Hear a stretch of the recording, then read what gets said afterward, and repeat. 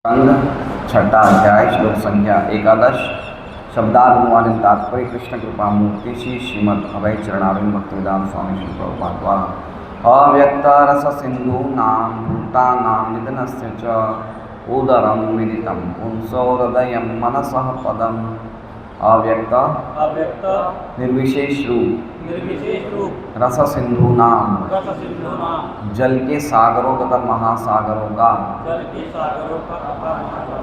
भूतानां भौतिक जगत में जन्म लेने वालों का निधनस्य संहार का च भी उदरम उनका पेट विदितम बुद्धिमान लोगों द्वारा किया पुंसः महापुरुष का हृदय मनसः सूक्ष्म शरीर का पदम स्थान पद। अनुवाद। श्री भगवान का निराकार रूप महासागरों का आश्रय स्थान है और उनका उदर भौतिक दृष्टि से विनष्ट जीवों का आश्रय है। भौतिक दृष्टि से रैक में रख दे मृदंग निताई, मृदंग के पास रैक में, रैक पे मृदंग के पास रख दे। भौतिक दृष्टि से विनष्ट जीवों का आश्रय है। उनका हृदय जीवों के सूक्ष्म भौतिक शरीरों का आश्रय स्थान है। बुद्धिमान लोग इसे इस प्रकार से जानते हैं। ओम अज्ञानतिमिरान्धस्य ज्ञानाञ्जनशलाकया चक्षुरुन्मीलितं येन तस्मै श्रीगुरुवे नमः। नाम श्रेष्ठमहमपि शचीपुत्रमत्र स्वरूपं रूपं तस्याग्रजरं कुरुपुरीं माधुरीं गोष्ठवाटीं राधाकुण्डं गिरिवरम् ओ राधिका माधवाशां प्राप्तो यस्य प्रतिततया श्रीगुरुं तं नतोऽस्मि। वन्देऽहं श्रीगुरो श्रीयुतः पदकमलं श्रीगुरुन् वैष्णवांश्च श्रीरूपं साग्रजातं शरणरघुनाथान्वितं तं सजीवं साद्वैतं सावधूतं परिजनसहितं कृष्णचैतन्यदेवं श्रीराधा कृष्णपादान् सहगणललिता श्रीशाखान्वितांश्च गुरु वैष्णव भगवान तीन क्या है गुरु वैष्णव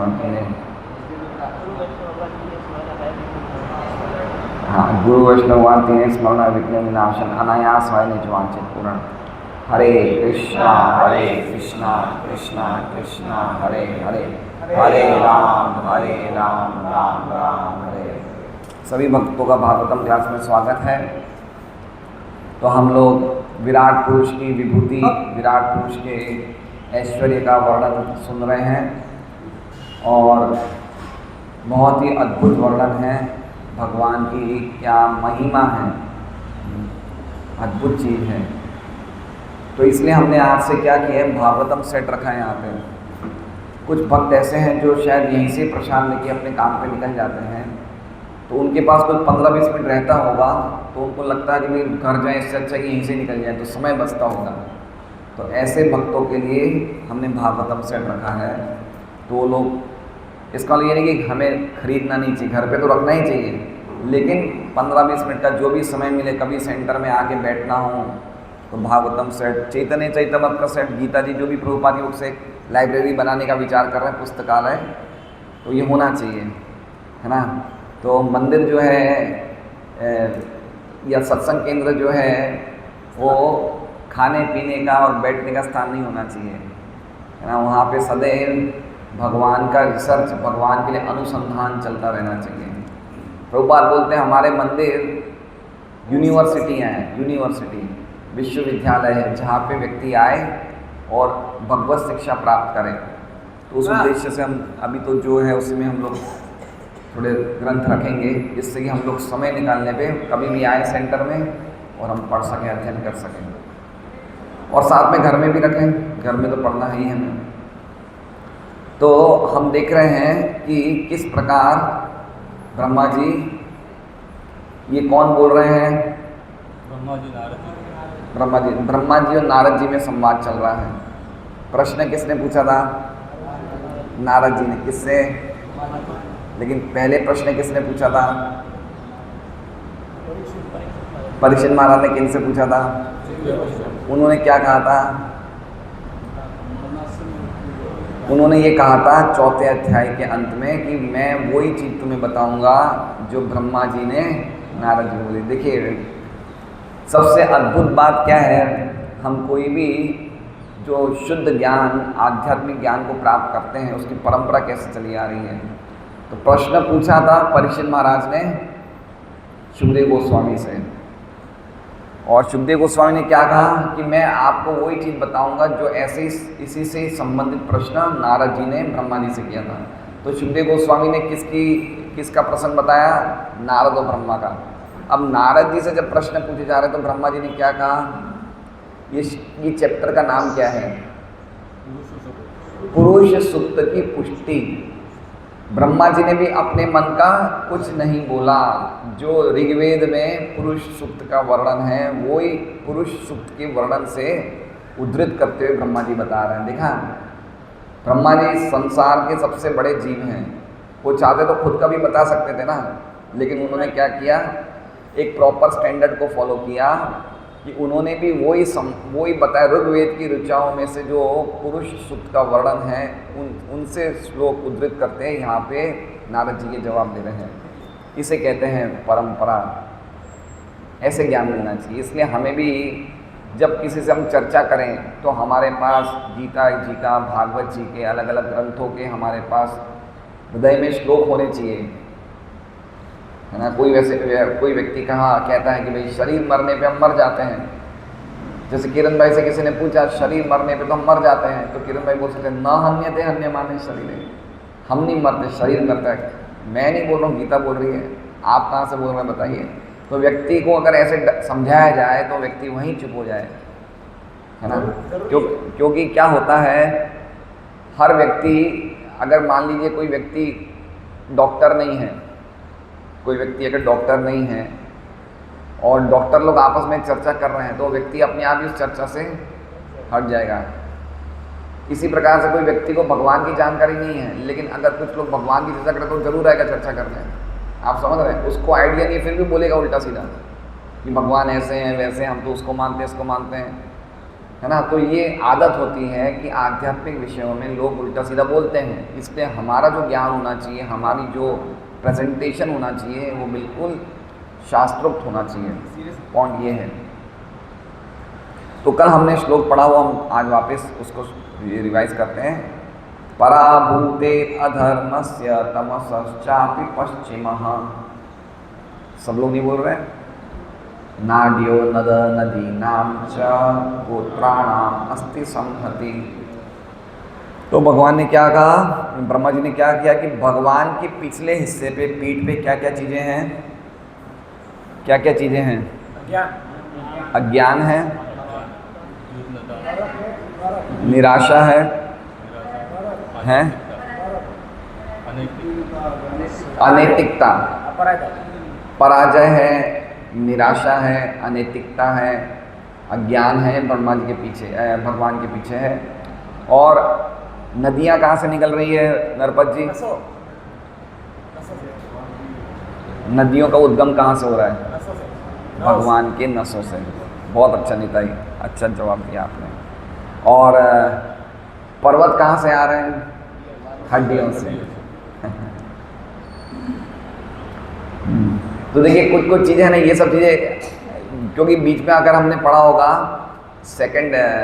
दूसरा अध्याय है भागवत का, या शायद दूसरा अध्याय इसी का, सेकंड कैंटो का, उसमें भी पर्वतों का बताया कि हड्डियों का, भगवान की हड्डियाँ, उसमें पहले वर्णन हो चुका है। ये सब वापस 6 अध्याय में वापस वर्णन आ रहा है। तो कोई चीज़ों के वर्णन बार बार होते हैं, हमें समझने चाहिए। जैसे ये चीज़ मायावाद, मायावाद शब्द बार बार आएगा, शून्यवाद, है ना, अचिंत्य भेदाभेद तत्व। तो ये चीज़ों का हमें मतलब आना चाहिए। जैसे अचिंत्य भेदाभेद तत्व है, या समझिए द्वैत और अद्वैत है। द्वैत मतलब दो और अद्वैत मतलब एक। भेदाभेद मतलब भेद भी है और अभेद भी है। तो अभी मैं लक्ष्मी नरसिंहपुर से पूछता हूँ, अचिंत्य भेदाभेद का एक उदाहरण दीजिए। अचिंत्य भेदाभेद तत्व का एक उदाहरण दीजिए। कल को कोई पूछे कि भाई अचिंत्य भेदाभेद क्या होता है, जैसे आपने चैतन्य महाप्रभु का सिद्धांत, जिनकी परंपरा में उनका सिद्धांत क्या है, अचिंत्य भेदाभेद, ठीक है। अब कल को कोई आपसे पूछे कि अचिंत्य भेदाभेद, भाई आप तो बड़ा प्रचार कर रहे हो, बताओ, तो आप क्या बताओगे? जल्दी बोलो, जल्दी बोलो।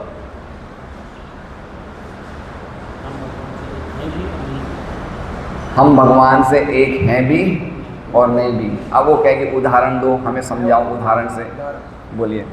सूर्य और सूर्य की किरण, सूर्य जैसे सूर्य एक सूर्य की किरण, सूर्य से एक भी अलग भी। सूर्य की किरण अगर एक कमरे पे जाएगी तो उसको किरण नहीं लगेगी, पर खुद सूर्य आ जाएगा तो उसको गर्मी लगेगी। तो सूर्य और सूर्य की किरण ये हाँ, अच्छा उदाहरण है, सूर्य सूर्य की किरण, ठीक है। और कोई उदाहरण? हाँ, उदाहरण बताइए, उदाहरण जैसे सूर्य सूर्य की किरण का उदाहरण। समुद्र है, समुद्र का एक बूंद भी मतलब नमकीन है, पूरा समुद्र भी नमकीन। हाँ, तो एक तरह से समुद्र की बूंद भी समुद्र ही है, लेकिन फिर भी समुद्र की विशालता की बराबरी नहीं कर सकते। तो समुद्र है तो मतलब एक है, लेकिन समुद्र के बराबर नहीं तो अलग है, समझ रहे हैं? अभेद भी है, भेद भी है। जैसे एक उदाहरण है, अब जैसे मान लीजिए उर्मिला माता जी ने सोने के कुंडल पहने हैं, पहने क्या माता जी ने? अब ये सोने की इयरिंग है, तो ये सोने की इयरिंग सोने की खान के बराबर है क्या? नहीं है। सोना कहाँ से निकल रहा है? खान से। तो सोने की खान के बराबर वो सोने की इयरिंग नहीं है, लेकिन फिर भी वो इयरिंग को भी सोना ही बोला जाएगा। ऐसा नहीं बोला जाएगा कि बहुत छोटा है साइज में लोहा हो गया, है तो सोना ही, लेकिन क्या बोला जाएगा?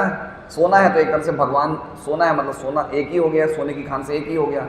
सोना है तो सोने की खान से एक हो गया, सोना ही बोला जाएगा ना, लेकिन फिर भी सोने की खान की बराबरी नहीं कर सकता। ये एक और उदाहरण है।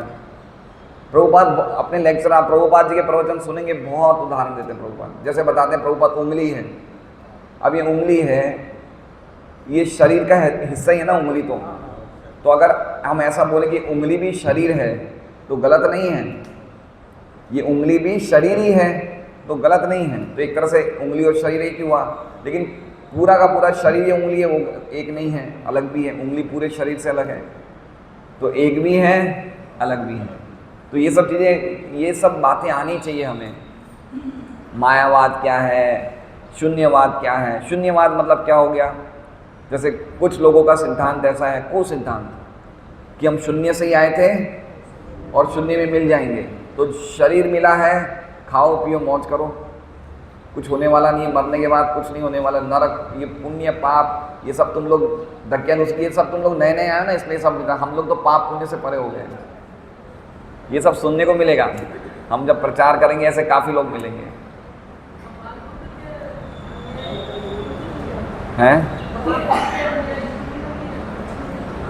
हाँ, भगवान के पीछे, भगवान खुद के अनुयायी, हाँ, शून्यवादी, शून्यवादी। तो ऐसे अलग अलग कुसिद्धांत हैं। मायावाद का अर्थ क्या होता है? कि आत्मा, जीव ये माया है। दरअसल वो जीव माया नहीं है, वो एक ही है, आत्मा परमात्मा एक ही है ना? तो ये जो भी आप कर रहे हो, भक्ति कर रहे हो, भगवान की पूजा कर रहे हो, ये सब माया है। ये दरअसल है कुछ नहीं है, सब कुछ एक ही है। ब्रह्म सत्यम जगन मिथ्या, वो एक ब्रह्म ही सत्य है। बाकी ये जो वैरायटी हम देख रहे हैं ना, ये जितनी भी वैरायटी देख रहे हैं, ये सब मिथ्या है, ये सब माया है। वादी मतलब उस सिद्धांत का प्रचार करने, उसे वादी बोलते हैं। तो जो माया का प्रचार करते हैं मायावादी, जो शून्यवाद का प्रचार करते हैं शून्यवादी, है ना? तो ऐसे हमें अलग अलग चीज़ें समझनी चाहिए। मोबाइल साइलेंट बोलो, मैंने बोलने वाला था। हाँ, मोबाइल अपना साइलेंट रख लीजिए, सब भक्तों से निवेदन है। क्या?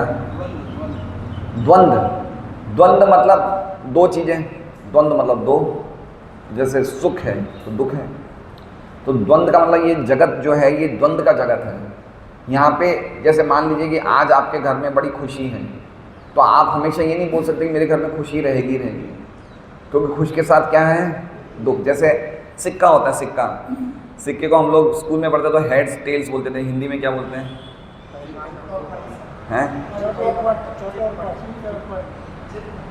हाँ, चिट पट, है ना? तो अगर चिट कभी आएगा तो पट भी आएगा।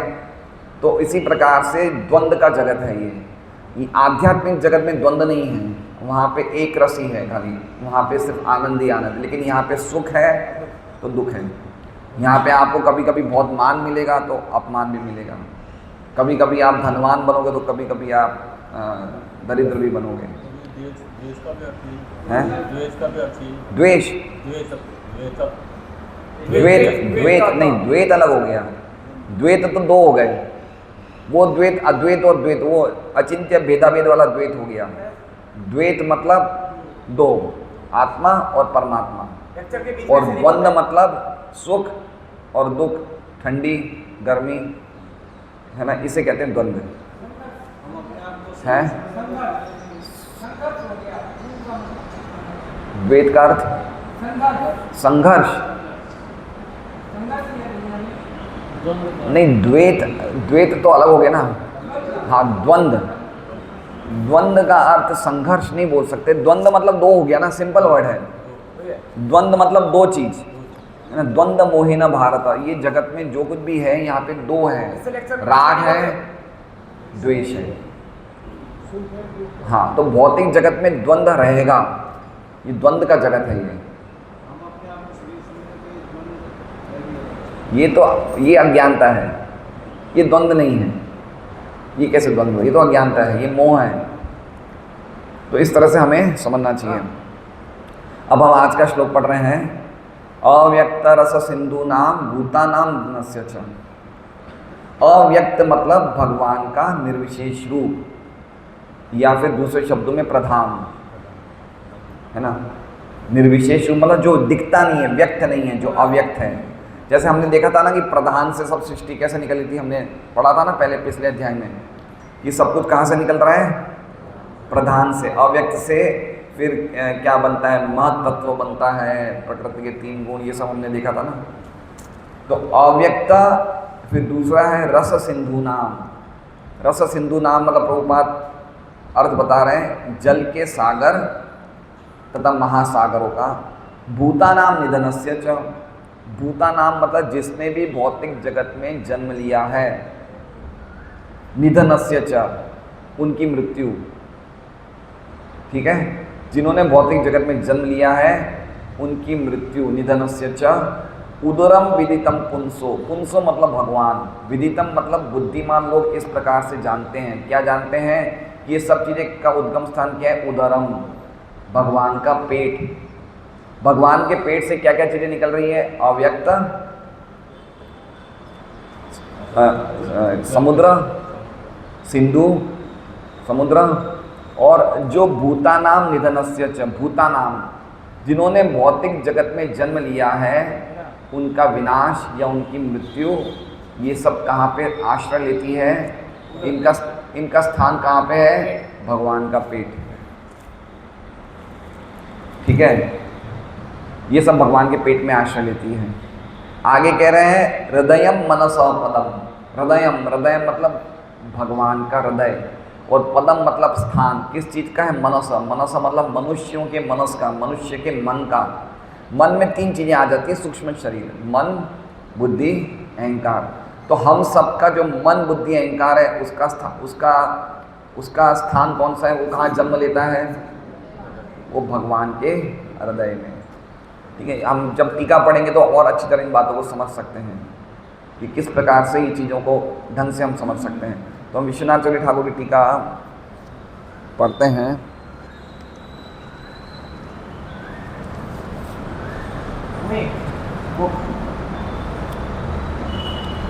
विश्वनाथ चौधरी ठाकुर की टीका है, अव्यक्त का अर्थ बता रहे हैं प्रधान। अब देखिए कितने आचार्य जो जबरदस्त टीका होती है। अब प्रभुपाद रस सिंधु का अर्थ बता रहे हैं, समुद्र महासागर बता रहे हैं, और इसमें रस का अर्थ बता रहे हैं भोजन में जो हमें रस मिलता है। किसमें? भोजन में। भोजन में हमें जो भी रस मिलता है उसका उद्गम स्थान कहाँ है? हैं? भगवान का पेट। अभी हमने बोला तो सही। देखिए, अगर हम चने की दाल खाएंगे एक अलग टेस्ट आएगा, है ना। मूंग की दाल खाएंगे एक अलग टेस्ट आएगा, अरहर की दाल खाएंगे एक अलग टेस्ट आएगा। तो ये सब टेस्ट अलग अलग आ रहे हैं। दाल निकल रही है कहाँ से? एक ही जगह से दाल निकल रही है, लेकिन टेस्ट सबके अलग अलग हैं। तो ये जो अलग अलग स्वाद हैं, इनको क्या कहते हैं? रस। तो जो भोजन में रस मिलता है या जूस में जो रस मिलता है, वो रस की उत्पत्ति कहाँ से होती है? भगवान के पेट से। आगे कह रहे हैं भूतानाम निधनस्य का अर्थ है जीवात्माओं का विनाश। जीवात्माओं का विनाश क्या है, इस चीज को हम समझेंगे प्रभुपाद के तात्पर्य में। जीवात्माओं का विनाश मतलब कैसे? आत्मा का तो कभी विनाश होता नहीं है, तो इसको कैसे समझा जाए वो हम प्रभुपाद के तात्पर्य में पढ़ के समझेंगे। तो कह रहे हैं कि भगवान के पेट से, भगवान के उदर से समुद्र निकले, अन्न का रस निकला, अव्यक्त प्रधान निकले और सभी जीवों का विनाश निकला। और भगवान के हृदय से मनुष्यों का मन निकला, है ना। मन मतलब वो हम समझेंगे, मन का अर्थ क्या है? मन मतलब सूक्ष्म शरीर। दो प्रकार के शरीर होते हैं। कौन से दो प्रकार के शरीर होते हैं? एक स्थूल शरीर, एक सूक्ष्म शरीर। तो मृत्यु पे क्या होता है? स्थूल शरीर तो नहीं रहता है, लेकिन सूक्ष्म शरीर रहता है। और सूक्ष्म शरीर किससे बनता है? मन, बुद्धि, अहंकार, MBA। कौन कौन MBA कर रहे हैं? मन, बुद्धि, अहंकार। तो ये जो सूक्ष्म शरीर है, इसका स्थान कहाँ है? भगवान का हृदय। भगवान के हृदय से सूक्ष्म शरीर प्रकट होता है। कैसे होता है वो हम तात्पर्य में और ढंग से समझेंगे। विश्वनाथ चक्रवर्ती ठाकुर की टीका हमने पढ़ ली है। श्रीधर स्वामी की टीका हम देखते हैं क्या लिखते हैं श्रीधर स्वामी। रस का अर्थ बता रहे अन्न आदि का सार। अन्न का सार, अन्न का सार मतलब अन्न हम क्यों खाते हैं? स्वाद के ना, कुछ स्वाद आता है ना। तो अन्न का या कुछ जूस का सार क्या है? उसका रस। तो वो कहाँ से उत्पन्न हो रहा है? भगवान के पेट से। और सिंधव, सिंधु का अर्थ बता रहे समुद्र, और निधनस्य का अर्थ बता रहे हैं मृत्यु। इन सब का उत्पत्ति स्थान विराट पुरुष का उदर है। और प्रकृति, अव्यक्त को प्रकृति बता रहे हैं। प्रकृति का उदर, उत्पत्ति स्थान विराट पुरुष का उदर है। ये ज्ञानियों द्वारा विदित है। और विराट पुरुष का जो हृदय है वो हमारे लिंग शरीर का स्थान है ना। स्थूल शरीर को लिंग शरीर भी बोलते हैं। लिंग शरीर मतलब मन, बुद्धि, अहंकार। तो स्थूल शरीर, सूक्ष्म शरीर भी बोलते हैं और लिंग शरीर भी बोलते हैं। लिंग शरीर मतलब मन, बुद्धि, अहंकार। तो वो सबकी उत्पत्ति स्थान क्या है? क्या है? क्या है उत्पत्ति स्थान? भगवान का हृदय। बहुत अच्छा। देखिए कल मुझे इतना अच्छा लगा, कल मिथिलेश जी आए थे मेरे पास। मिथिलेश जी आए क्या आज? अच्छा ये रहे। कल मुझे बोले प्रभु जी मैं एक बात कहना चाहता हूँ, मुझे बड़ा दुख हो रहा है। मैंने बताइए क्या बात है? बोले प्रभु जी मेरा काम ऐसा है ना कि मुझे बार बार ट्यूरिंग के लिए अलग अलग शहरों में जाना पड़ता है। तो हो सकता है कुछ दिनों में मैं वापस चला जाऊँ और 15-20 दिनों के लिए नहीं आ पाऊँ। मेरा काम ही ऐसा है, मुझे ट्यूरिंग करके माल बेचना पड़ता है। तो मैं अब क्या करूँ? तो मैंने इनसे पूछा आप कितनी माला करते हैं? बोले मैं 16 माला करता हूँ। और इनको ऐसा लग रहा है कि मैं जाऊँगा तो मेरा सत्संग मिस हो जाएगा। तो ये भावना कितनी अच्छी है ना। उन्होंने मेरे से पूछा मैं क्या करूँ? तो मैंने बोला कि कोई बात नहीं, एक बुक आप ले जाइए, साथ में रखिए, भागवत जी की या गीता जी की साथ में रखिए, पढ़िए और अपनी 16 माला नियम पूरा करिए। अब नुकसान तो है, सत्संग तो मिस होना है, लेकिन पॉइंट क्या कह रहा हूँ कि भागवत सुन के उसमें हमें एक रुचि आनी चाहिए कि हम मिस नहीं करना चाहिए, है ना। हमें डेली अटेंड करना चाहिए। अभी तो बिल्कुल नए आए, हमने तो अभी 2 महीने से ही जब से यहाँ सत्संग तब से आए तो भी 16 माला कर रहे हैं नियमित पूर्वक। अच्छी बात है। उनको सत्संग में एक स्वाद आ रहा है कि अब मैं मिस हो जाएगा मेरे से। तो ऐसे हम डेली अटेंड करेंगे, ढंग से सुनेंगे तो हमें स्वाद आएगा भागवत में। यही हमारे भव सागर से निकालने का एकमात्र रास्ता है, भागवत में श्रवण करना। हमारे एक और माता जी आते हैं, आज आए नहीं आएंगे, रेखा पांडे हैं, यहीं रहते हैं गीता नगर में। 16 माला करने लग गए वो भी, है ना। तो 1-2 भक्त नए जुड़े हैं, 16 माला कर रहे हैं। अच्छी बात है, ये तो बहुत अच्छी बात है। कल जैसे अंजू माता जी से बात हुई, बोले कि मुझे तो मंदाकिनी माता जी, अंजू माता जी ने क्या बोला, कल इनसे बात हुई, बोले प्रभु जी हमें तो दिन भर की बैटरी सुबह भागवतम क्लास से मिलती है, दिन भर में इतनी चिंता फिक्र रहती है घर बार की, तो सुबह सुबह हम भागवत क्लास में बैठते हैं ना तो हमारी बैटरी चार्ज होती है। तो दिन भर हम ये चिंता संघर्ष से हम लोग जूझते हैं ना, वो हमें शक्ति देती है भागवतम की क्लास। तो भक्त लोग ये बोलते हैं तो बड़ा अच्छा लगता है कि देखो भक्तों को आप भागवत क्लास सुनने में अच्छा लग रहा है। और हम लोग देखिए कुछ भी अलग चीज़ नहीं बताते हैं, हमारे पास कोई चीज़ बोलने की नहीं, जो हम पढ़ते हैं वही सुना देते हैं। लेकिन ये भागवत का रस ही ऐसा है। तो एक दिन आएगा जब हम लोग बिना खाए पिए बैठेंगे यहाँ पे, कोई प्रसाद नहीं, कोई प्रीति बोध नहीं, यहाँ पे हम कुछ पेड़ लगा देंगे, अपने आप ही फल खा लो, तोड़ लो, खा जाओ, घर चले जाओ।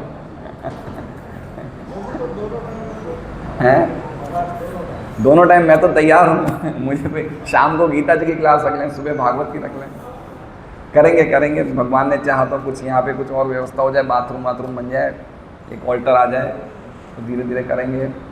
वैसे प्रभुपाद बोलते हैं शाम को गीता की क्लास होनी चाहिए, सुबह भागवत की क्लास होनी चाहिए। प्रभुपाद की टीका हम पढ़ते हैं।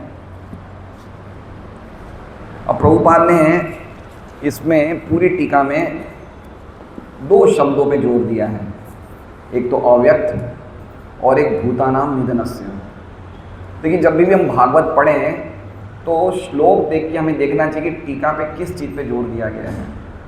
तो हम श्लोक को कमेंट्री से, श्लोक को तात्पर्य से जब हम लिंक करेंगे तो हमारा आनंद और बढ़ जाएगा। तो जब ये तात्पर्य पढ़ेंगे तब हमें पता चलेगा कि कैसे ये कौन से शब्दों से इसका लिंक है। ठीक है, तो हम तात्पर्य पढ़ते हैं।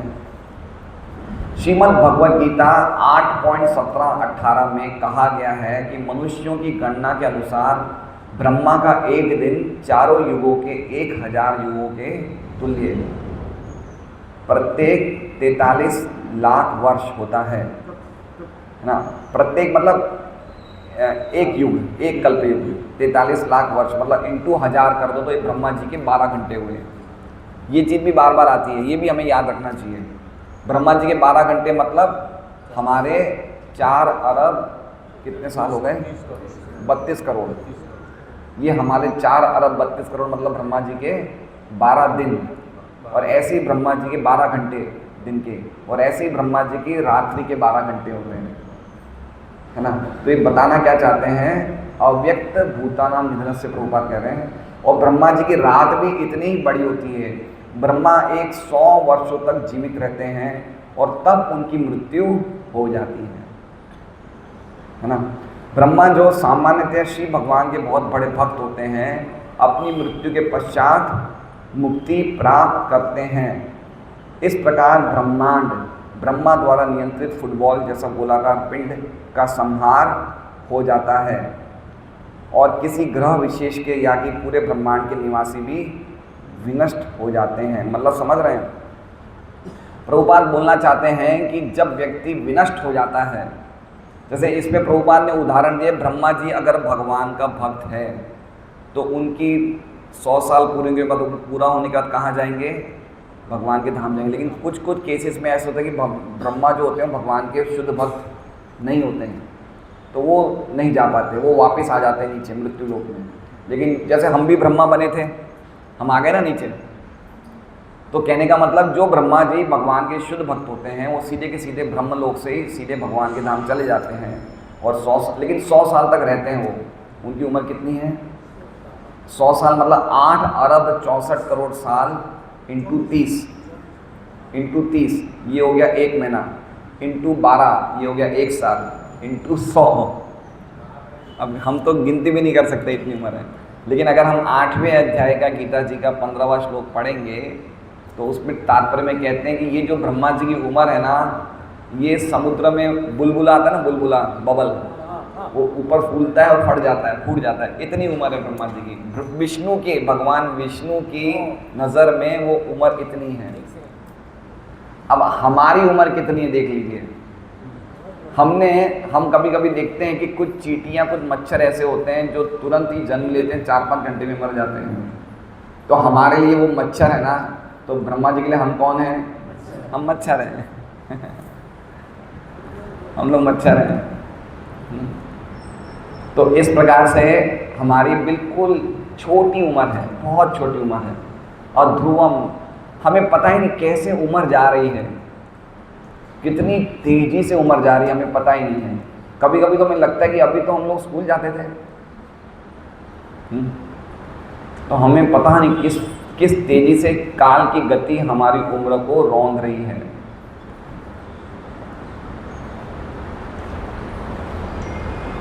इस श्लोक में उल्लिखित अव्यक्त शब्द का अर्थ ब्रह्मा की रात है। जब आंशिक प्रलय होता है और उस विशेष ब्रह्मांड के जीव यहाँ तक कि ब्रह्मलोक बड़े बड़े समुद्रों सहित विराट पुरुष के उदर में आश्रय ग्रहण करते हैं। देख लीजिए, अब ये क्या मतलब हो गया इसका कि जो अव्यक्त कहा गया वो क्या है, ब्रह्मा जी की रात्रि। तो दो प्रकार के प्रलय होते हैं, एक होता है आंशिक, एक होता है संपूर्ण। तो ब्रह्मा जी रोज रात को जब सोने जाते हैं ना तो एक आंशिक प्रलय होता है। ब्रह्मांड में बड़े बड़े लोग भी पानी में डूब जाते हैं। तो उस टाइम जब अगर हम लोग मुक्त नहीं हुए हैं तो हम लोग कहाँ चले जाते हैं, भगवान के पेट में। इसलिए इसका मतलब क्या हो गया, भूतानाम निधनस्य च। अभी तक हमें मोक्ष नहीं मिला है, अभी तक हमारी इच्छाएं अधूरी रह गई हैं।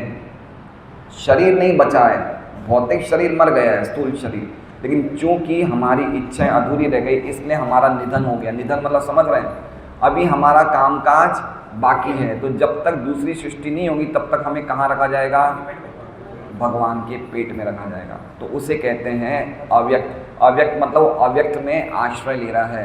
ब्रह्मा जी की रात्रि को अव्यक्त कहा गया। देखिए गीता जी में लिखा है सहस्र युग पर्यंतम अहर यद ब्रह्मणो विदु रात्रिम युग सहस्रांतम तेहो रात्र जना अव्यक्तात् व्यक्तय सर्वे प्रभवन्ते आगमे रात्र्याग्मे प्रलीयन्ते तत्रैवाप्य प्रसंगे। अव्यक्तात् व्यक्तय सर्वे, हम लोग अव्यक्त से आए हैं। हम लोग कहाँ से आए हैं, अव्यक्त से। अव्यक्त से क्यों आए हैं, क्योंकि पिछली सृष्टि में हमारी इच्छाएं बाकी रह गई थी। हमारी कितनी इच्छाएं, जैसे मान लीजिए अभी मैं गाड़ी में आ रहा था तो एक आगे बड़ी गाड़ी आ रही थी और बड़ी गाड़ी में दो बच्चे छत के ऊपर, वो आती ना आजकल रूफ टॉप आती है, गाड़ियों की छत होती है जिसमें वो खोलते हैं कांच तो बच्चे ऊपर से रख सकते हैं। देखी होगी गाड़ी, मेगा देखी क्या ऐसी गाड़ी, देखी ना। तो अब मैंने ऐसी गाड़ी देखी तो अब चलो, पहले तो हमारी इच्छा होती थी, पहले सोचते थे भाई ये गाड़ी कब लेंगे, अब हम भी बच्चे ऐसे घूमेंगे। तो इच्छा करी नहीं करी हमने, और वो इच्छा रह गई अंदर। ऐसे कितनी इच्छाएं अधूरी रह गई हैं, बहुत सारी इच्छाएं रह गई। रेखा माता की इच्छा कि मेरा पोता जो है वो फर्स्ट आए स्कूल में, अब इनकी भी इच्छा हो गई। हमारी एक एक इच्छाएं भगवान पूरी करते हैं। अब हो सकता है मनुष्य शरीर में भी पूरी करें, या वो इच्छा हम, जैसे मान लीजिए नंद किशोर की इच्छा है कि मैं मंदिर का प्रेसिडेंट बनूंगा, लेकिन इनके काम पशु जैसे हैं तो इनको कुत्ते के समाज का भी प्रेसिडेंट बनाया जा सकता है। आप समझे, इच्छाएं पूरी होगी। तो अब होता क्या है, अब इतनी इच्छाएं तो पूरी होती नहीं, उसके पहले मृत्यु आ जाती है। तो इच्छाएं कहाँ रह गई, हमारे हृदय में। तो हमें अब कहीं ना कहीं तो स्थान दिया जाएगा। जल भवसागर से तो बाहर निकल नहीं सकते, क्योंकि इच्छाएं तो पूरी करनी पड़ेगी हमारी भगवान को। तो हमें कहाँ रख दिया जाता है, भगवान के पेट में। भाई जब दूसरी सृष्टि होगी तब तुम्हें वापस आया जाएगा। तो ये सब श्लोक 8वें अध्याय के 17वें 18वें 19 में है। अव्यक्तात् व्यक्तय सर्वे, अव्यक्ता से व्यक्त हुए सर्वे प्रभवन्ति अहर आगमे। और जब अहर आगमे, अहर मतलब दिन में हम आ जाते हैं, और रात्रियाग में प्रलीयन्ते, और रात्रि में हमारा वापस प्रलीन मतलब वो नाश हो जाता है, अव्यक्ता के संग वापस अव्यक्त में प्रवेश कर जाते हैं, है ना। तो उसके बाद का श्लोक क्या है, 19वां श्लोक 8वें अध्याय का, भूत ग्राम स एवायम भूत्वा भूत्वा प्रलीयते रात्रग में अवश्य पार्थ प्रभवत्य राग में। इस प्रकार हम लोग भूत्वा शरीर मिलता है बंद होता है, शरीर मिलता है विनष्ट होता है, शरीर मिलता है विनष्ट होता है। तो इसका मतलब हो गया भूतानाम निधनस्य च। देखिए जहाँ पे भूत शब्द आता है ना, भूत मतलब आत्मा और शरीर का मेल, उसे बोलते हैं भूत। तो अभी हम लोग जीव भूत हैं। क्या है, एक होता है ब्रह्मभूत, ब्रह्मभूत प्रसन्नात्मा। ये ब्रह्मभूत कौन सा होता है, जब हम पता चल जाता है, हमें साक्षात्कार हो जाता है कि हम शरीर नहीं हम आत्मा, तो हम क्या बन जाएंगे, ब्रह्मभूत। अभी क्या है हम? जीवभूत। तो जब तक हम जीवभूत बने रहेंगे हमारा निधन होता रहेगा, भूतवा भूतवा प्रलीयते। तो इसका मतलब ये अव्यक्त का अर्थ बता रहे हैं। अब अव्यक्त का अर्थ समझ गए आप लोग?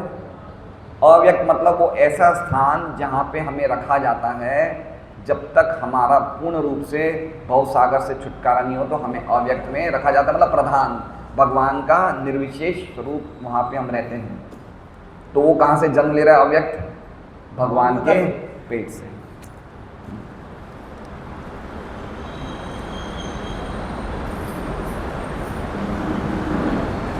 इस श्लोक में उल्लिखित अव्यक्त शब्द का अर्थ है ब्रह्मा की रात है। जब आंशिक प्रलय होता है और उस विशेष ब्रह्मांड के जीव यहाँ तक कि ब्रह्मलोक बड़े बड़े समुद्र सहित विराट पुरुष के उदर में आश्रय ग्रहण करते हैं, ब्रह्मा की रात बीतने पर पुनः सृजन होता है और श्री भगवान के उदर में स्थित सारे जीव अपनी अपनी भूमिका निभाने के लिए छोड़ दिए जाते हैं, मानो वे गहरी निद्रा से जगे हों। देखिए कितना सुंदर बताएं। जैसे मान लीजिए किसी की साड़ी की दुकान है, दिन भर उसने साड़ी की दुकान में काम किया, रात को सो गया, तो सोते टाइम वो सब कुछ भूल जाता है, लेकिन सुबह उठते ही सब कुछ याद हो जाता है कि भाई मुझे ये काम करना है, मुझे चेक भरना है, मुझे इसका ये काम है, मुझे पैसे लेने हैं। सुबह उठते ही सब कुछ याद आ जाता है। उसी प्रकार से मनुष्य जो भी अपने जन्मों में काम करता है, जब उसको अव्यक्त में प्रवेश कर जाता है ना, अव्यक्त में प्रवेश कर जाता है ना, तो सब भूल जाता है। वापस अव्यक्त से बाहर निकलता है तो उसको याद आ जाता है मुझे क्या क्या करना है भगवान की कृपा से, और वापस उसे शरीर मिलता है, वापस उसकी यात्रा शुरू हो जाती है। देख रहे हैं ये हमारी कब से चली आ रही है यात्रा? भगवान के पेट में जा रहे हैं, आ रहे हैं, शरीर मिल रहे हैं। बिना मनुष्य के जानवरों में कैसे सोचेंगे? हैं? बिना मनुष्य के जानवरों में कैसे सोचेंगे? मनुष्य ही सोच सकता है ना, जानवर कैसे सोच सकता है? ब्रह्मा की रात बीतने, हाँ, जो कि जीव कभी नष्ट नहीं होते, अतः भौतिक जगत का संहार होने पे जीवों का अस्तित्व नहीं मिटता। लेकिन जब तक मुक्ति नहीं मिलती तब तक जीव को एक शरीर त्याग कर पुनः दूसरा शरीर धारण करना होता। तो एक शरीर त्यागता है, दूसरा मिलता है। आज मैं भागवत में पढ़ रहा, इतना ज़बरदस्त लिखा था, 2nd कैंटो का पहला अध्याय पढ़ रहा था, तो उसमें कहा है कि 50 साल के बाद व्यक्ति को अपना घर छोड़ देना चाहिए और क्या करना चाहिए? अनासक्ति के शस्त्र से, अनासक्ति के शस्त्र से, मतलब क्या कहते हैं, वैराग्य के शस्त्र से उसने जो भी आसक्ति पैदा करी है शरीर में, परिवार वालों में, उसको सबको काट देनी चाहिए। वैराग्य की मतलब अपने आप वैराग्य नहीं आएगा, हमें क्या करना पड़ेगा सर्वादि माता जी? काटना पड़ेगा, काटना पड़ेगा, अपने आप वैराग्य नहीं आएगा। हाँ, और उसमें प्रभुपाद लिखते हैं इसका मतलब क्या हो गया? इसका मतलब हमारी आसक्ति किस में ट्रांसफर कर देनी चाहिए? भगवान के भक्तों में, भगवान की सेवा में। देखिए जब हम कहते हैं भगवान की आसक्ति, भगवान में आसक्ति का अर्थ क्या हो गया? भगवान की सेवा में आसक्ति। कल तो मुझे ज़बरदस्त नज़ारा लगा, ये माताएं ये रोड बना रही थी, मैं तो आज तक नहीं सोचा कि इनको सीमेंट लगाने भी आता है। ये गंगा माता जी, ये निराधारा माता जी, परमा माता जी की सड़क कैसे बना रही है, हैं? अद्भुत दृश्य में से रहा नहीं गया कि क्या ज़बरदस्त सेवा कर रहे हैं। तो ये क्या कर रहे हैं? ये भगवान की सेवा में अपनी आसक्ति को ट्रांसफ़र कर रहे हैं, समझ रहे हैं? देखिए हमारा ये मंदिर है, ये हम घर में जो काम करते हैं उसकी आसक्ति से कुछ यहाँ पे आके सेवा कर सकते हैं। तो हम क्या कर रहे हैं? हमारी आसक्ति को भगवान में लगा रहे हैं। तो प्रभुपाद क्या बोलते हैं? तो जो हमारे सेंटर हैं वो ओएसिस हैं, ओएसिस को क्या बोलते हैं? जैसे रण होता है ना, रण है, रण में कोई एक पानी वाला स्थान है, तो ये भवसागर के रण है। तो यहाँ पे हम जो भी सेवा कर रहे हैं वो भगवान की सेवा है वो। तो हमारी आसक्ति क्या हो रही है? भगवान की सेवा में ट्रांसफर हो रही है। जैसे आज गुंडीचा मार्जन दिवस है, आज बहुत विशेष दिन है। आज सभी माताओं को, प्रभु जियों को चलना चाहिए मंदिर में। एक दिन साल में आता है, प्रभु चैतन्य महाप्रभु खुद गुंडीचा मार्जन में। देखिए पूरा ये पॉइंट क्या कहा गया है कि जब तक व्यक्ति मुक्त नहीं होता है उसे बार बार आना पड़ेगा। मुक्त कैसे होगा? जब तक उसका हृदय शुद्ध नहीं होगा। और चैतन्य महाप्रभु ने गुंडीचा मंदिर मार्जन लीला करी, इसका पीछे उद्देश्य क्या है? हमारा हृदय। तो देखते हैं गुंडीचा मंदिर चैतन्य महाप्रभु जब साफ करते थे तो अच्छी तरह से साफ करते थे, लेकिन साफ करने के बाद वापस साफ करते थे। और उसमें लिखा है टीका में चैतन्य चैतन्य में कि जब दूसरी बार साफ करते थे तब जो कचरा निकलता था वो सबसे खतरनाक कचरा है। तो पहला कचरा तो हमारा निकल गया, नशा नहीं करते, मांसाहार नहीं करते, व्यभिचार नहीं करते हैं, जुआ नहीं करते हैं। लेकिन दूसरा कचरा पूजा, लाभ, प्रतिष्ठा, अंदर किसी के प्रति जलन, अंदर किसी के प्रति अपने आप को सुपीरियर समझना, ये कहाँ घूम रहा है? ये मन में घूम रहा है। ये दूसरा कचरा है। बहुत छोटे छोटे कंकर हैं, छोटे छोटे धूल, वो दिखती नहीं है। फिर चैतन्य महाप्रभु ने उनको साफ किया और फिर सब भक्तों को कहा कि जिसका ज़्यादा कचरा इकट्ठा होगा उसको मैं इनाम दूंगा। तो ऐसे चैतन्य महाप्रभु ने गुंडीचा मंदिर का मार्जन किया। तो आज का दिन बड़ा विशेष है। आज हमें विशेष कृपा मिलती है कि हमें मंदिर, साल में एक दिन मंदिर की सफाई करने मिलती है। तो दोपहर को हमारी बस यहाँ से निकल जाएगी 12:15 बजे। तो आप लोग भी जो आना चाहें, निःशुल्क सेवा है। भक्त राम तीर्थ जी को नाम लिखा सकते हैं, भक्त और माताएं। तो सुबह हम यहाँ प्रसाद ले लेंगे, शाम को वहाँ पे 4:30-5 बजे प्रसाद ले लेंगे, शाम को वापस 6 बजे यहाँ बस आ जाएगी। तो सबको चलना चाहिए, है ना। ये रथ यात्रा है, कल रथ यात्रा है, गुंडीचा मंदिर मार्जन है। ये दिन तो अगर एक आध दिन हम छुट्टी भी रख लें तो क्या दिक्कत है? क्या दिक्कत है? मान लीजिए कि आज हमारे घर में कोई व्यक्ति अस्पताल में हो या कोई एक्सीडेंट हो जाए तो हमें एक बार दुकान नहीं जाके अस्पताल जाना पड़ता है ना, जाते नहीं जाते हम लोग। तो ये वो क्यों? क्योंकि वो हमारे लिए क्या है? इमरजेंसी है। लेकिन ये क्या, ये तो फिर कभी कर लेंगे, अभी तो बड़ी लंबी उम्र बची है। हर्षियत क्या होगा? अरे अव्यक्त में चले जाएंगे, भगवान का पेट तो है, चले जाएंगे, वहाँ बैठे रहेंगे, खाने पीने की कमी थोड़ी मिलेगी है ना। समझ रहे हैं बात को? तो हम गंभीर नहीं है, अर्जेंसी नहीं समझ रहे हम कि हमें इतनी अच्छी सुविधा मिल रही है भगवान के मंदिर के। आज जगन्नाथ जी 15 दिन बाद दर्शन देंगे, हमें दर्शन मिलेंगे, तो हमें चलने का उत्सुकता होनी चाहिए। यही असली कमाई है, यही असली कमाई है। यही कमाई करने के लिए मनुष्य जीवन मिला। भी प्रभुपाद बोलेंगे इसमें मनुष्य जीवन की विशेष महिमा के बारे में प्रभुपाद टीका में बताएंगे।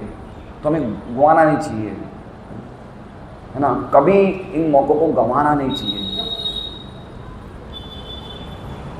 ये मनुष्य शरीर, हाँ, ये मनुष्य शरीर, ये मनुष्य जीवन शरीर के बारंबार होने वाले परिवर्तन का समाधान निकालने के लिए होता है, जिसके फलस्वरूप आध्यात्मिक आकाश में स्थान प्राप्त हो सके, जहाँ प्रत्येक वस्तु सनातन, आनंदमय तथा ज्ञान से परिपूर्ण है। तो कहाँ जाना है हमें? आध्यात्मिक आकाश में। आध्यात्मिक मतलब जहाँ पे हम हमेशा रह सकें। क्या हमने कभी सोचा है हम ऐसा जीवन जीना चाहते हैं जहाँ हमें कोई कभी भी बुढ़ापा नहीं आए, कभी बीमारी नहीं आए? सवारी माता जी के पास, बेटा आपका क्या नाम है? ये इसका है सपना। सपना, तुम ये सपनामय जगत से निकलना चाहते हो? नहीं निकलना चाहते हो?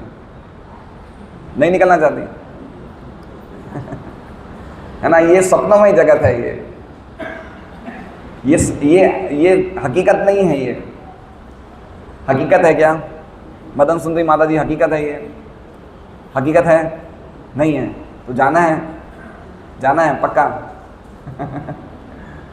हकीकत नहीं है ये एक्चुअली में हमें लग रहा है। देखिए, अगर हकीकत होता तो हमें अपने पिछले जीवन के परिवार वालों के सबके नाम याद होते हैं। हम तो सब भूल गए हैं, हम क्या बने थे हम सब भूल गए हैं। तो सपनामय जीवन जी रहे हैं। रात को सोते हैं तो सुबह का भूल जाते हैं, सुबह को काम करते तो रात का भूल जाते हैं। तो सपनामय जीवन है। तो इसलिए प्रभुपाद कह रहे हैं कि हमें आध्यात्मिक आकाश में, आध्यात्मिक आकाश, ये देखिए प्रभुपाद का स्टाइल देखिए, ज़्यादातर जो लिखते हैं ना वो श्लोकों से संबंध लेते हैं। 8.20 का चर्चा हो रहा है, 17, 18, 19, 20 की चर्चा है। कौन सा है? परस्तस्मादु भावन्यो व्यक्ति व्यक्ता सनातन, यह सब भूतेषु नश्यसु, ये सब नश्यसु, ये सब कुछ विनाश हो जाएगा, लेकिन वो सनातन आकाश है, वो विनाश नहीं होगा। तो ये हमें वहाँ जाना चाहिए। और इसलिए क्या लिखा है? मनुष्य शरीर मिला ही उसके लिए है। मनुष्य जीवन उसके लिए ही मिला है। कहाँ? वो परमानेंट लाइफ जीने के लिए मिला है। ये बार बार जन्म मृत्यु के चक्र के लिए नहीं मिला है। दूसरे शब्दों में जीवों के सूक्ष्म रूप परम पुरुष के हृदय में रहते हैं। ठीक है। तो सूक्ष्म रूप मतलब मन, बुद्धि, अहंकार, कहाँ रहते हैं? परम पुरुष के हृदय में। हृदय में मतलब अभी तक इनको शरीर मिला नहीं है, तो इनको स्थान का मिला है भगवान के विराट रूप के हृदय में।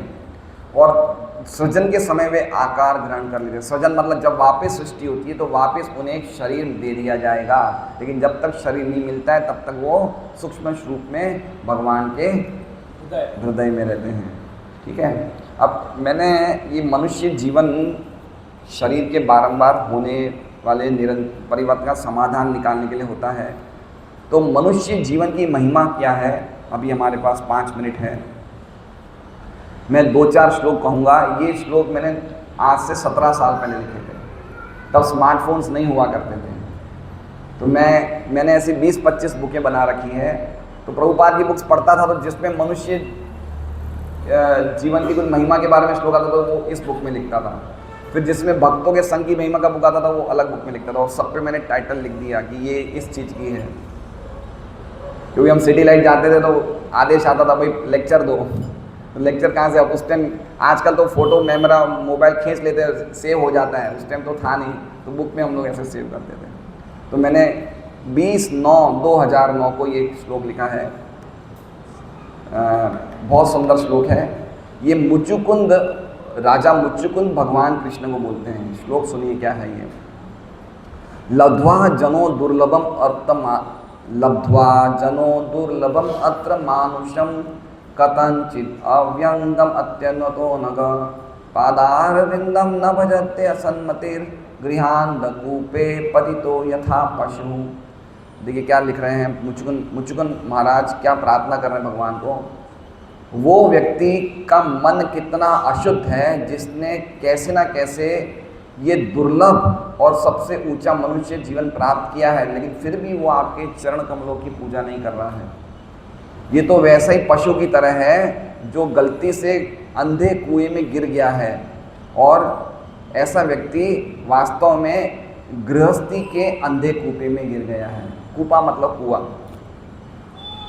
है ना। ये मुचुकुंद राजा मुचुकुंद का वर्णन आता है भागवतम में 10वें स्कंद में।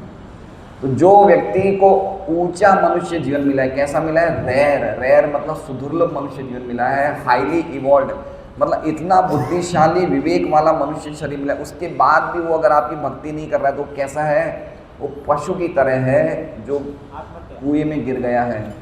और वो कुआं क्या है? हमारा गृहस्थ जीवन जिसमें हम गिर चुके हैं, है ना, उससे हम निकलना नहीं चाहते हैं। एक और श्लोक पढ़ते हैं। बहुत सारे श्लोक लिखे हैं मैंने अलग अलग तारीख में, तो एक श्लोक और पढ़ेंगे हम। योने सहस्राणि बहूनि गत्वा दुःखेन लब्ध्वापि च मानुषत्वं सुखावहं येन भजति विष्णुं ते वै मनुष्यात्मनि शत्रुभूताः। ये है 10वें स्कंद का 51वें अध्याय का 50वां श्लोक। हजारों योनियों से गुजरने के बाद और बहुत ज़बरदस्त संघर्ष करने के बाद एक बद्ध जीवात्मा को आखिरकार मनुष्य शरीर मिल जाता है। लेकिन वो मनुष्य शरीर प्राप्त होने के बाद भी जो भगवान विष्णु की उपासना नहीं करते, जो उनको सच्चा सुख देने वाले हैं, वो वास्तव में खुद के भी सबसे बड़े शत्रु हैं और मानवता के भी सबसे बड़े शत्रु हैं। खुद के बड़े शत्रु मतलब खुद का भी नुकसान कर रहे हैं और दूसरों को प्रचार नहीं करके मानवता का भी नुकसान कर रहे हैं। कितना अद्भुत श्लोक है। एक्चुअली मेरे श्लोकों के प्रति मेरा बड़ा रुझान रहता है, तो श्लोक कभी कभी लिखता भी था, याद भी करता था। अब तो सब समय चले गए हैं, तो पहले खूब श्लोक कंठस्थ किए हुए हैं। एक और पढ़ेंगे हम, उसके बाद हम विश्राम लेंगे। 8:38 हम लोग प्रयास करेंगे 8:40 तक क्लास रखेंगे। जैसे मैंने कल कहा था, हमने आज ठीक 7:45 में शुरू कर दी थी। देवदत्तम इमं लब्ध्वा नृलोकम अजितेन्द्रियः यो नाद्रियेते त्वत्पादौ स शोच्यो यात्मवंचक। जिसने ये मनुष्य जीवन भगवान से भेंट के रूप में प्राप्त किया। कैसे प्राप्त किया है?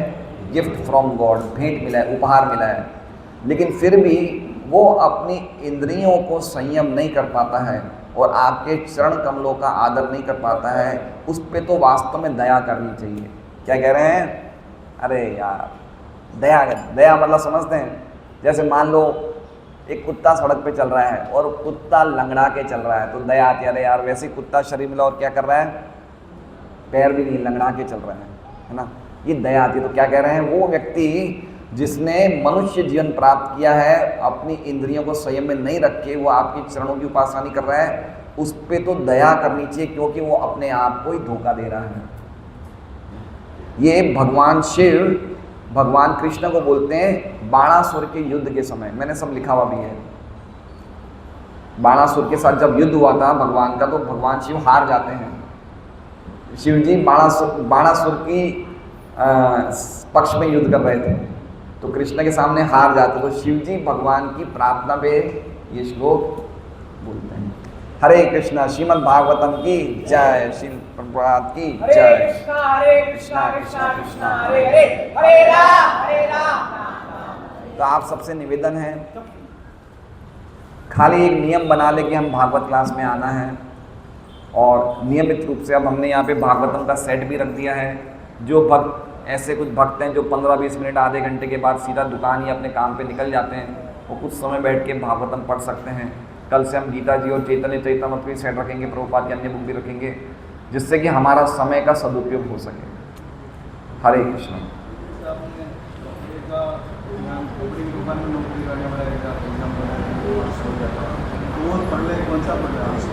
कौन सा? नहीं, कपड़े की दुकान का मैंने उदाहरण क्यों दिया था, किस बात पे दिया था मैंने? हाँ, वो आंशिक प्रलय में भी होता है और पूर्ण प्रलय में भी, दोनों में, क्योंकि वो व्यक्ति की मुक्ति तो हुई नहीं है। पूर्ण प्रलय में काफ़ी समय के बाद होता है, आंशिक प्रलय में समय थोड़ा कम लगता है। आंशिक प्रलय कितने साल का है? 4 अरब 32 करोड़ साल का है।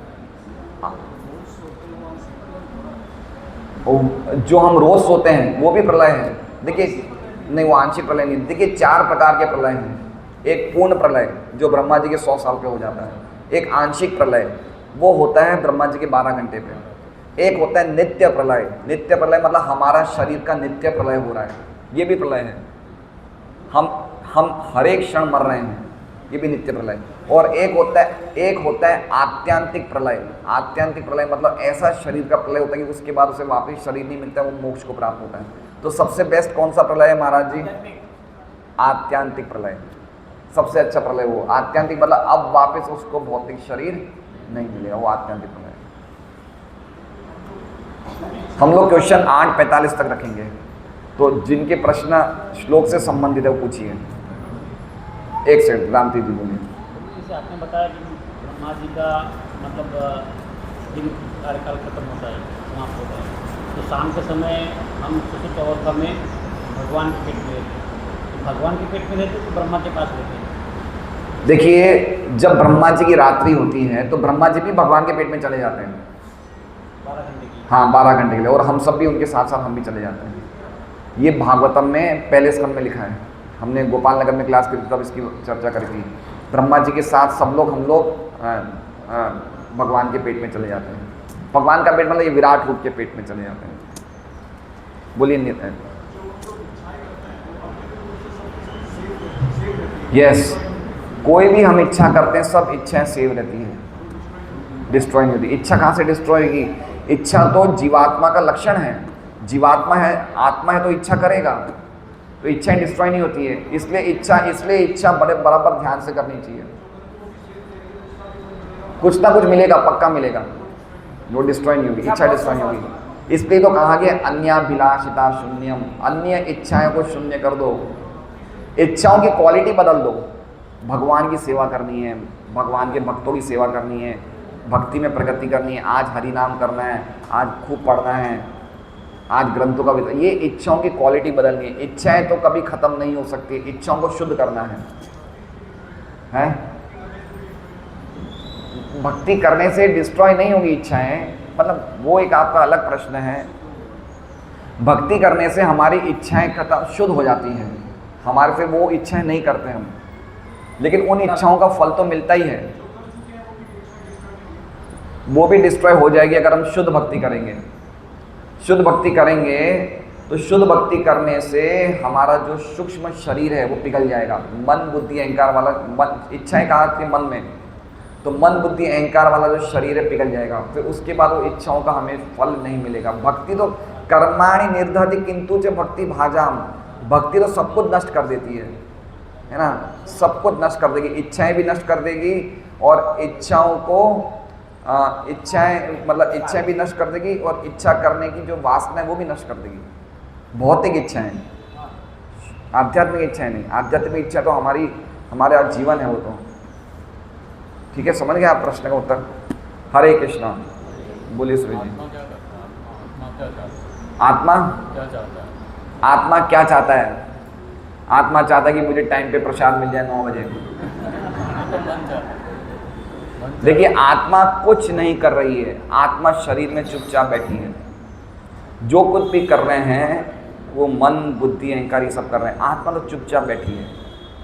लेकिन आत्मा को हमें जगाना है, आत्मा सोई हुई है अभी, आत्मा को जगाना है। जब हमें दिव्य ध्वनि बोलेंगे, जैसे मान लीजिए कि सांप होता है, कभी गांव में ऐसा होता है जब सांप डसता है ना, तो जो सांप के वो मंत्र जानने वाले होते हैं ना, वो मंत्र बोलते हैं, तो मंत्र से वो व्यक्ति जो बेहोश हो जाता है ना, वो मंत्र से वापस वो जाग जाता है। तो इसी प्रकार से हम लोग क्या है, अभी भवसागर में बेहोश होकर बैठे, माया ने हमें काट दिया है। किसने काट दिया है? माया रूपी अजगर ने हमें काट दिया है। तो हमें भी दिव्य मंत्र बोलते हैं, ये भगवान के जो दिव्य नाम है, हरे कृष्णा कृष्णा कृष्णा हरे हरे, हरे राम हरे राम। तो इससे आत्मा जागृत हो जाती है। अभी तो आत्मा सो रही है, अभी तो सब काम मन बुद्धि अहंकार ये सब कर रहे हैं। आत्मा का स्वभाव है वो तो दिव्य है। तो आत्मा के स्वभाव को हमें जागृत करना है। वो कैसे जागृत होगी? ये नामों को सुन के, भक्तों के संग में भागवत सुन के आत्मा जग रही है। बाकी आत्मा कोई भी भौतिक कार्य में लिप्त नहीं होती, वो भौतिक कार्य कर ही नहीं सकती है। ये काम धंधा रोटी सब्जी ये सब आत्मा के काम नहीं है, आत्मा इससे अलग ही है। ये सब तो मन बुद्धि अहंकार कर रहे हैं, आत्मा तो अलग ही। बेटा 2 मिनट शांत रहो, मैं बात कर रहा हूँ। आत्मा एक अलग ही दिव्य स्थिति में है ना, न लिप्यते। कई जगह गीता में लिखा हुआ है कि आत्मा कभी, जैसे आकाश सब जगह व्याप्त है लेकिन कोई भी चीज़ से वो मिक्स नहीं होता है, उसी प्रकार से पूरे शरीर में आत्मा व्याप्त है लेकिन कोई भी चीज़ से वो मिक्स नहीं होती, वो अलग ही स्थिति में हो। तो वो उठी जाएगी, उठेगी कब? भगवान की शुद्ध भक्ति से धीरे धीरे आत्मा उठ जाएगी। और उसका जो ओरिजिनल स्वभाव ही उसका आत्मा का है ना, नित्य सिद्ध कृष्ण प्रेम साध्य, वो भगवान की प्रेमिका है आत्मा। उस स्वभाव को हम भगवान की भक्ति के अभ्यास के द्वारा जागृत करते हैं। बाकी आत्मा भौतिक कार्य में नहीं लगती है। आत्मा जागृत से हरे कृष्ण महामंत्र से होती है। हरे कृष्ण महामंत्र से, भक्तों की सेवा से, भागवत सुन के, ये सब अलग अलग अंग हैं भक्ति के, उससे आत्मा जागृत होती है। मेन किससे जागृत होती है? कलयुग में मेन है हरे नाम हरे नाम केवलम। कलयुग में हरि नाम का आश्रय ही एकमात्र उपाय है। लिखा है। हाँ, ये श्लोक लिखा है। हाँ हाँ, हरे कृष्णा। श्रीमद् भागवतम की जय। और कुछ अनाउंसमेंट करना है तो जो माताएं जाना चाहते हैं, जो भक्त जाना चाहते हैं, आज गुंडीचा मंदिर मार्जन में यहाँ से 12:15 बजे बस निकलेगी और